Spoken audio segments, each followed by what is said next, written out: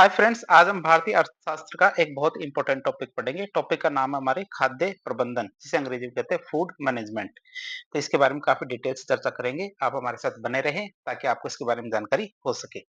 सबसे पहले ये देखें खाद्य प्रबंधन। खाद्य प्रबंधन क्या होता है? ये एक राष्ट्रीय प्रणाली होती है जिसके माध्यम से हमारे खाद्यान्नों की कमी का प्रबंधन किया जाता है।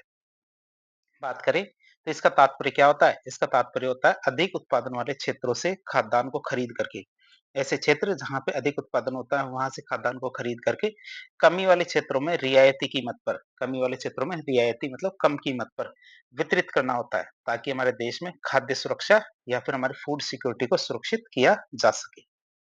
बात करें भारत की, तो भारत में ये कार्य मुख्य रूप से किसके द्वारा किया जाता है? तो ये कार्य हमारे सार्वजनिक वितरण प्रणाली या पीडीएस के माध्यम से किया जाता है। पीडीएस की बात करें तो पब्लिक डिस्ट्रीब्यूशन सिस्टम या सार्वजनिक वितरण प्रणाली होता है। अब हम देखेंगे खाद्य प्रबंधन में केंद्र और राज्य सरकार की कौन-कौन सी जिम्मेदारियां होती है। तो खाद्य प्रबंधन ऐसा नहीं है कि केवल केंद्र सरकार की जिम्मेदारी है या राज्य सरकार की जिम्मेदारी है। ये दोनों की क्या है? संयुक्त जिम्मेदारी होती है, जिसमें क्या दोनों स्तरों की सरकारें सक्रिय रूप से भाग लेती है।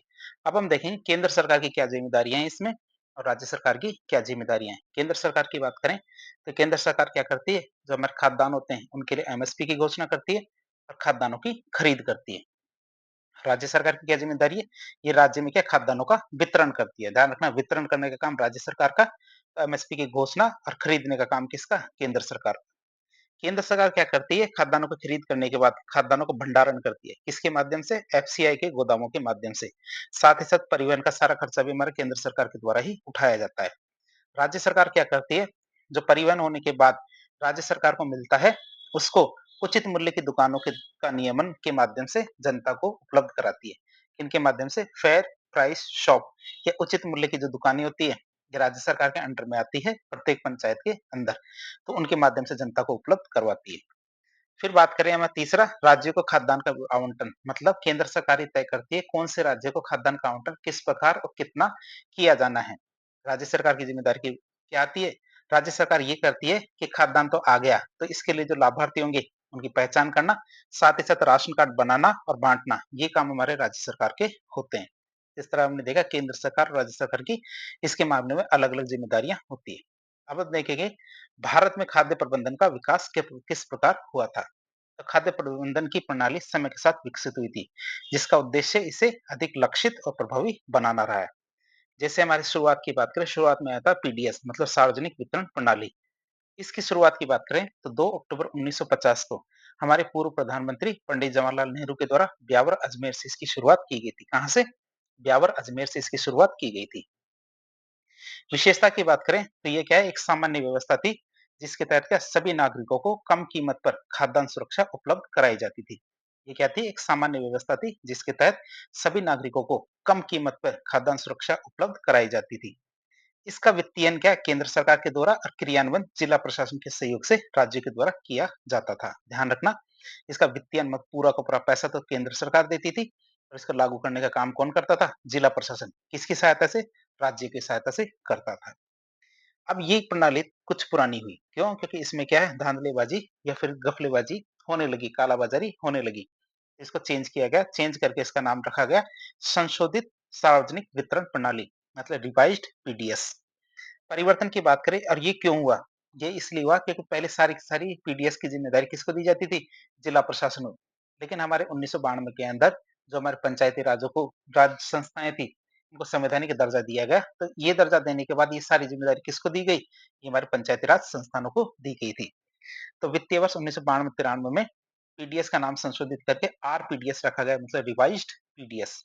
इसका उद्देश्य क्या था? इसका उद्देश्य था दूर दराज के क्षेत्रों तक पीडीएस की पहुंच को विस्तार देना और उसको प्रभावी बनाना।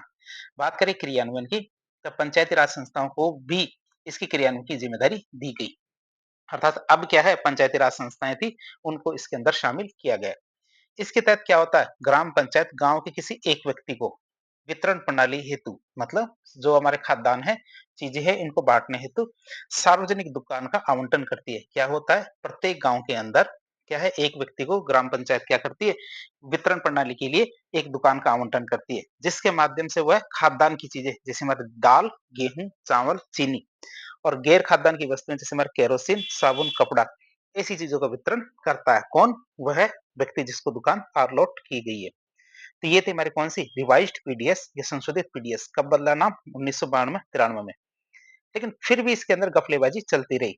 तो फिर इसका नाम बदल दिया गया और नाम बदल के रखा गया हमारे लक्षित सार्वजनिक वितरण प्रणाली मतलब टारगेटेड पीडीएस। परिवर्तन की बात करें तो 1997 में रिवाइज़्ड पीडीएस का नाम बदल के टारगेटेड पीडीएस कर दिया गया। कब? 1997 में। बात करें लक्ष्यीकरण की, तो ये सबसे बड़ा बदलाव था जिसमें पहली बार विभेदीकृत कीमत प्रणाली अपनाई गई थी। मतलब सबके लिए अलग-अलग कीमत पे जो हमारा खाद्यान्न है वो उपलब्ध कराया जाएगा। कब से? 1997 में।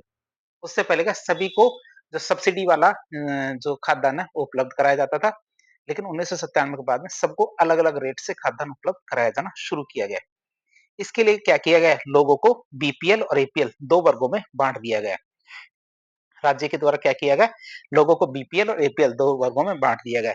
बीपीएल का मतलब होता है कि जो हमारा एससी मतलब अनुसूचित जाति, एसटी मतलब अनुसूचित जनजाति और जो गरीबी रेखा मतलब पॉवर्टी लाइन के नीचे जीवन यापन करने वाले लोग थे, ये हमारे बीपीएल के अंदर आते थे।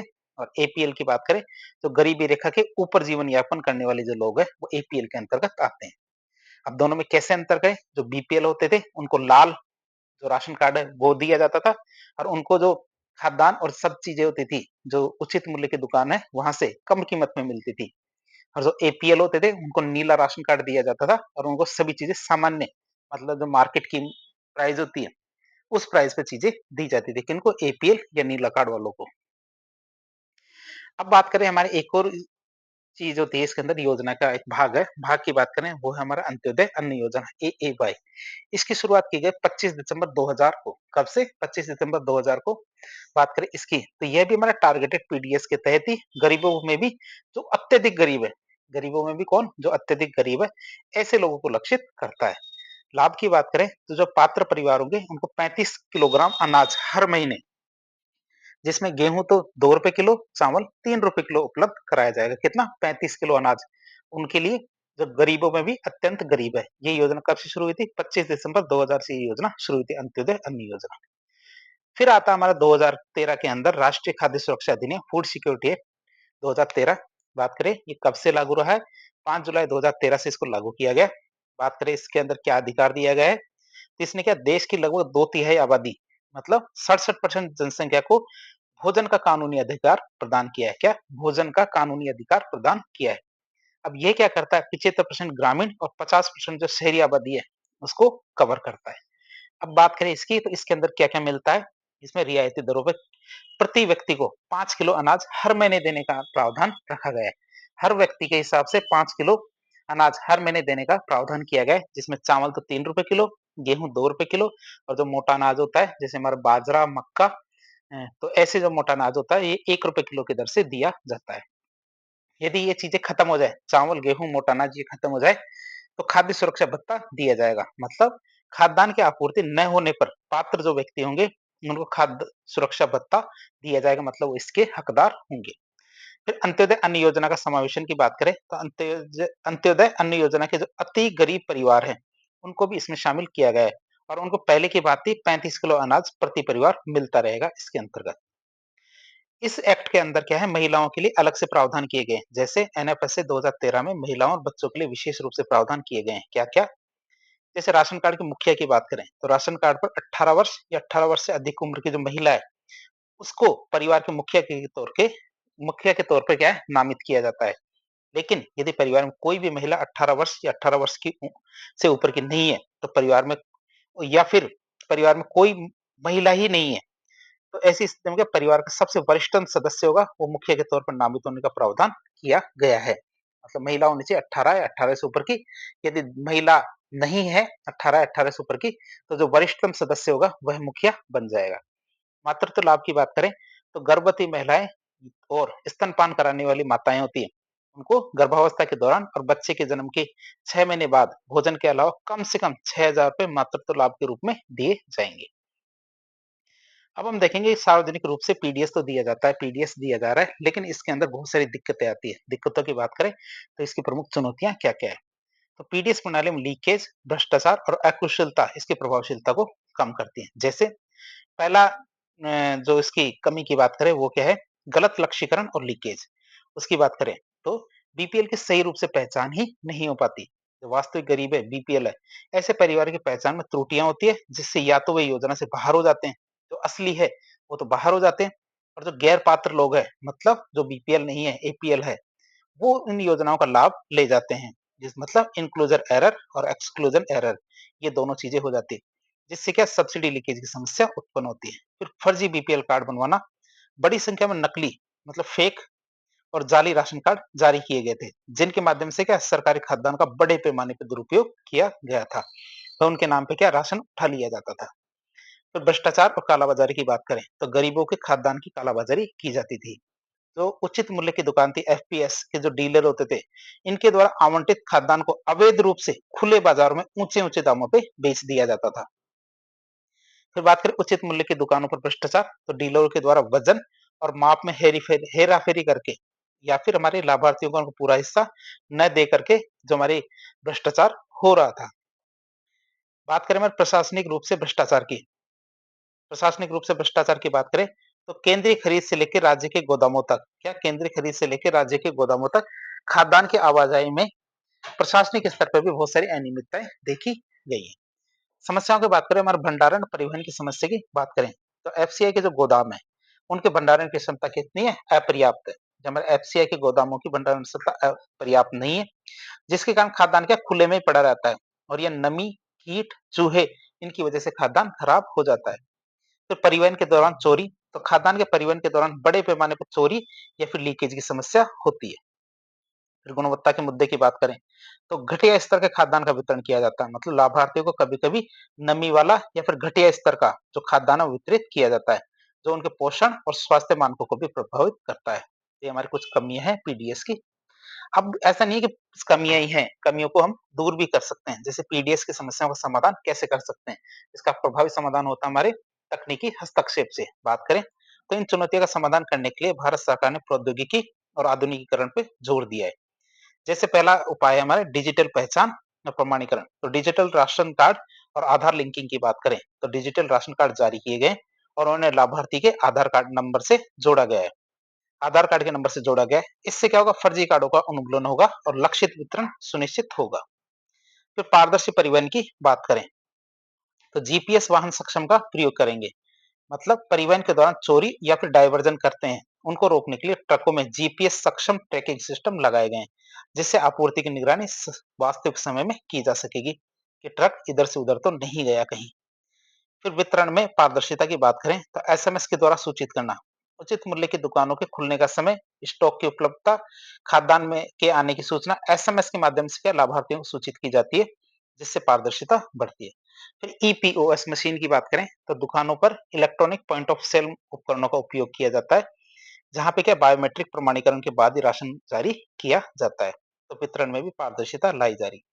फिर नगद हस्तांतरण की पहल की बात करें तो पीडीएस में डायरेक्ट बेनिफिट ट्रांसफर डीबीटी की बात करें तो खाद्यान्न सब्सिडी को नगद में लाभार्थी के खाते में सीधे हस्तांतरित करने का विचार किया जा रहा है। डीबीटी लागू होने से क्या है, खाद्यान्न की चोरी और कालाबाजारी पूरी तरह से समाप्त हो जाएगी। क्यों? क्योंकि लाभार्थी सीधे क्या है, बाजार से उसको खरीद पाएगा। ये कुछ तरीके हैं जिसके माध्यम से हम पीडीएस जो प्रणाली है इसको सुचारू रूप से चला सकते हैं। अब हम देखेंगे पीडीएस से संबंधित कुछ योजनाओं के बारे में।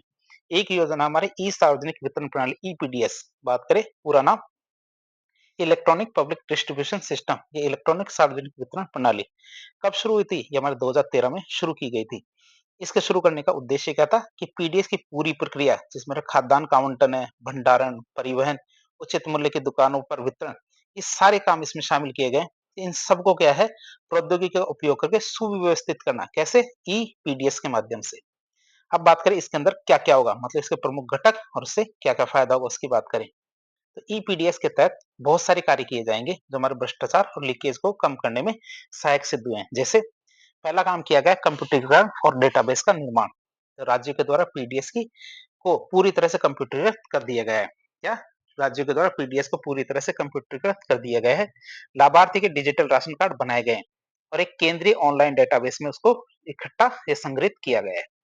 फिर आता आधार लिंकिंग और जाली कार्डों का उन्मूलन।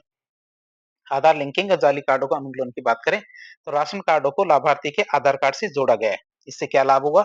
इसका इस आधार लिंकिंग के कारण क्या है लगभग 2.75 करोड़ जो जाली और जो डुप्लीकेट राशन कार्ड थे उनको रद्द कर दिया गया है इस वजह से, जिससे हमारे सब्सिडी लीकेज की संख्या में कमी आई है। फिर ईपीओएस मशीनों की बात करें, जो बायोमेट्रिक मशीन है उनकी बात करें तो उचित मूल्य की दुकानें एफपीएस पर इलेक्ट्रॉनिक पॉइंट ऑफ सेल मशीनें लगाई गई हैं। लाभार्थी क्या है बायोमेट्रिक प्रमाणीकरण के माध्यम से अपने हिस्से का खाद्यान्न प्राप्त कर सकता है, जिससे किसी और के नाम पर राशन उठाना ये चीज बंद हो गई। फिर ऑनलाइन निगरानी की बात करें तो खाद्यान्न स्टॉक वितरण और बिक्री का जो डेटा है वास्तविक समय मतलब रियल टाइम में ऑनलाइन उपलब्ध होता है, जिससे प्रशासनिक निगरानी और पारदर्शिता में सुधार होता है। संक्षेप में देखें तो ईपीडीएस ने पीडीएस को एक ओपन एंडेड मतलब खुली और भ्रष्टाचार प्रवण जो प्रणाली है उससे क्या है, एक लक्षित और तकनीकी संचालित वितरण तंत्र में बदल दिया है किसने, ईपीडीएस ने। फिर एक योजना आती है हमारी one nation one ration card योजना, बात करें इसकी तो ये भारत सरकार की एक बहुत ही महत्वाकांक्षी योजना है, जिसका उद्देश्य क्या है राष्ट्रीय खाद्य सुरक्षा अधिनियम है एनएफएस से 2013। इसके तहत जो लाभार्थी है इनको देश में कहीं भी रियायती दरों पर खाद्यान्न की उपलब्धता सुनिश्चित करानी है। पहले उनको ये लाभ उनके क्षेत्र में मिलता था, अब पूरे देश में कहीं से भी ये लाभ ले सकते हैं। बात करें योजना का पूरा नाम हमारे one nation one ration card योजना।